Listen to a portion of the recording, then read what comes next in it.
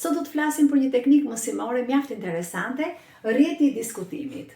Është një teknikë që përdorin mësuesit në klasë, u hidhet një pyetje dhe pyetja ka një pse. Zakonisht pyetja e rrjetit të diskutimit fillon me A. Unë kam zgjedhur një rast jo tipik sot. Fillon me A dhe përgjigjja është po ose jo. Çfarë është e rëndësishme këtu? Që fëmia pavarësisht se cilën përgjigje zgjedh, ta argumentojë atë, të jetë sa më shumë bindës për atë që ka zgjedhur. Në klasë kjo organizohet shumë bukur, unë zakonisht i grupoj fëmijët, ose i ngrej një pjesë që janë për po, ose për jo, i ngrej para klasës dhe të tjerë të rinë për banka, dhe ata argumentojnë, kundërshtojnë njëri tjetrin, bindin njëri tjetrin për atë që kanë zgjedhur. Në rastin tonë, ushtrimi është në faqen 8 te libri Sa di unë i klasës së dytë, është një pjesë letrare, një tregim. Pasi ka mbaruar tregimi, në fund nga ushtrimet e fundit, ushtrimi 11, unë kam dhënë kërkesën, zgjidh një nga alternativat dhe shpjegoj me disa fjali përse zgjodhe atë. Bëhet fjalë për një gjyshe e cila i punon mbesës së vet i thurë me shtiza, veshje të ndryshme. Pyetja është, cili do të pëlqente më shumë dhe pse? Shall i bler në dyqan apo shall i punuar nga gjyshja? Fëmijët mjafton të argumentojnë zgjedhjen që kanë bërë dhe janë në rregull me ushtrimin. Çfarë mund të kenë këtu? Vendi për të argumentuar, pra fjalit e tyre janë këtu.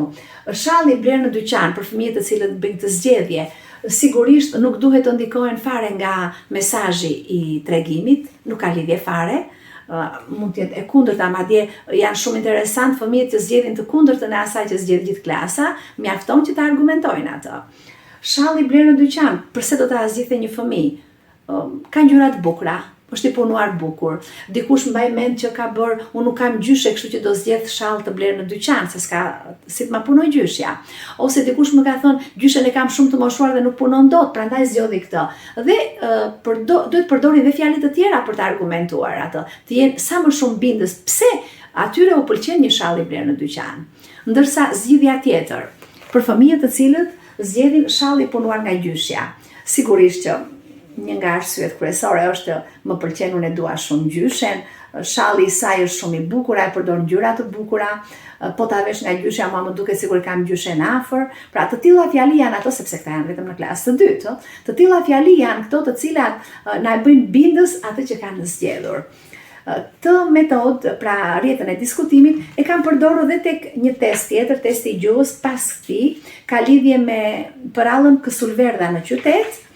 Edhe këtu kam bërë një pyetja është me A vepruan mirë kanarinat që mbuluan sinjalin e semaforit dhe pse? Bëhet fjalë për një variant tjetër të kësulkuqes, jo kësulkuqja klasike. Në këtë rast, ujku shkon me makinë te gjyshja dhe kanarinat janë ato të cilat e mbulojnë sinjalin e semaforit dhe aty bëhet një rrëmuj, kështu që nuk arrin dot ujku të realizojë qëllimin e tij të keq. Edhe këtu, edhe pse ujku është personazh negativ, pra jo i mirë, që fëmijët zakonisht nuk e duan, nuk ka rëndësi nëse ata zgjedhin a vepruan mirë kanarinat që e penguan ujkun.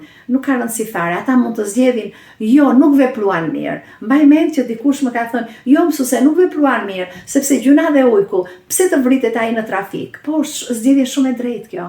Ose jo mësuese, mbaj mend një fëmijë tjetër, unë nuk duaj që kanarinat ta mbulonin atë, sepse aty u bë shumë rrëmuj, ata penguan trafikun. Këto sigurisht janë ide fantastike të fëmijëve, pra edhe njëherë nuk ka rëndësi se çfarë zgjedhin fëmijët, rëndësi ka fjalit që të na bindin ne.